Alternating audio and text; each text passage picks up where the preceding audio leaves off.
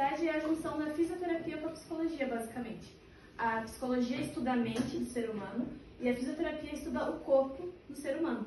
Então, a psicomotricidade é a junção dos dois. É uma matéria onde a gente estuda como que a mente está relacionada com o nosso corpo, os nossos movimentos, os nossos pensamentos. O objetivo é vocês se soltarem e realizarem os movimentos de forma bem dinâmica, estimulando membros superiores, inferiores e a mente.